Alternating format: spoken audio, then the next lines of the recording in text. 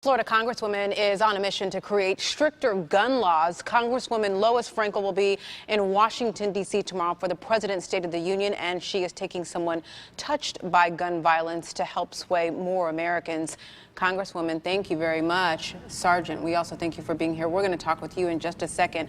Congresswoman, President Obama has been making his case for stricter gun laws last week using his executive order. You have co-sponsored 14 bills as well. Do you agree with the president's plan, including what he's trying to do as far as those unregulated internet background checks? Well, first of all, Connie, great to be with you on your show.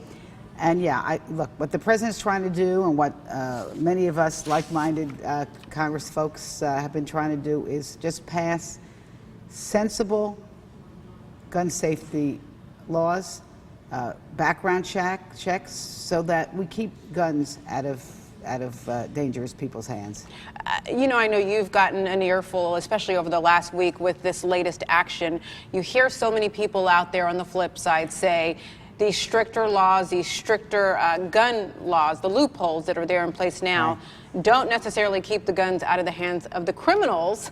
What do you say to that?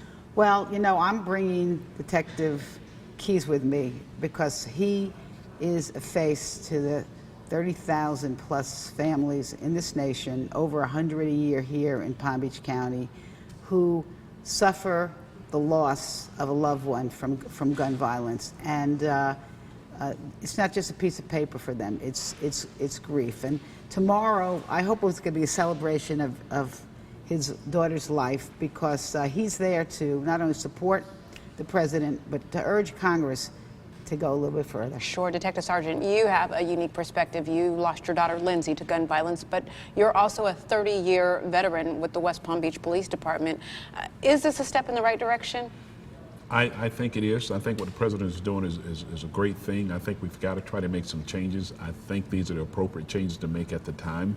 They're not difficult changes. They're sensible changes, and I think most Americans, and I'm going to go in probably the 65 to 75% of Americans thinks that this is a good idea. You've been out on patrols, you've hit the pavement. Do you think something like this could be effective and we could see positive results? I believe that we will see positive results, and I think it's a positive direction that we're going in, and I think it needs to be done. It needs to be done immediately before we suffer more violence throughout our country, throughout our county. Congresswoman, before we leave, I want to ask you, more money being allocated under the president's plan to mental health care. Yes. I believe it's $500 million.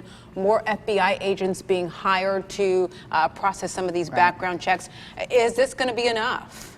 Well, you know, you're like saying if you put an umbrella up, you're going to not get your shoes wet in the rain. I mean, these regulations, these actions that the president is taking, going to save lots of lives. All right. Congresswoman Frankel, also Detective Sergeant Keys, we thank you all very much for being here today. We want to send it on back over to John now. John. All right, Holly. Happening today.